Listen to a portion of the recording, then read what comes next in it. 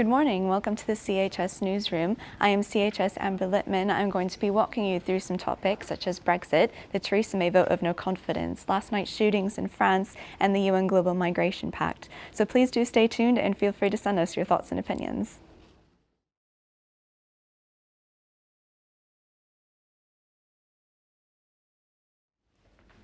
Good morning.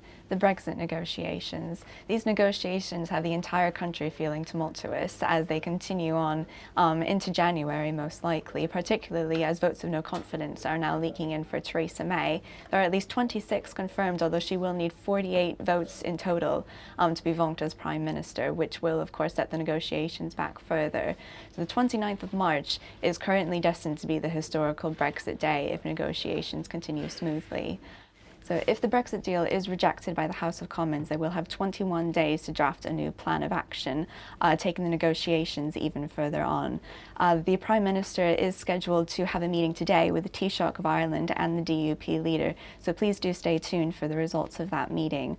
Ireland, of course, will be affected not only by the potential border wall, but by the ratifications it will need to make along its borders in airports and ferry ports. So this will be a historical meeting today. Please do stay tuned.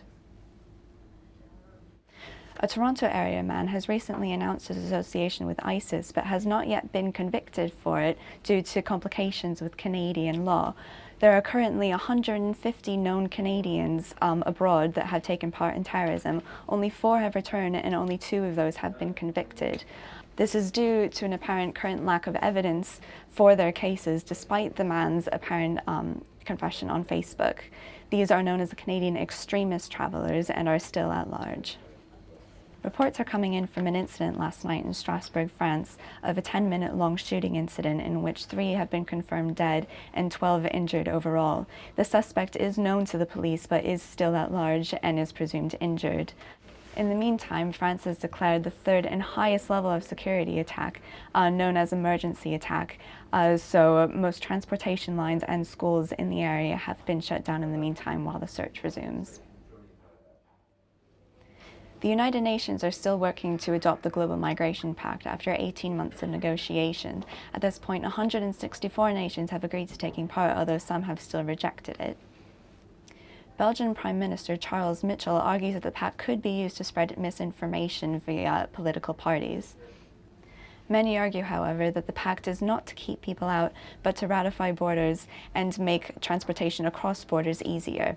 At this point, there are over 250 million people registered living outside of their country of birth that could benefit from this pact.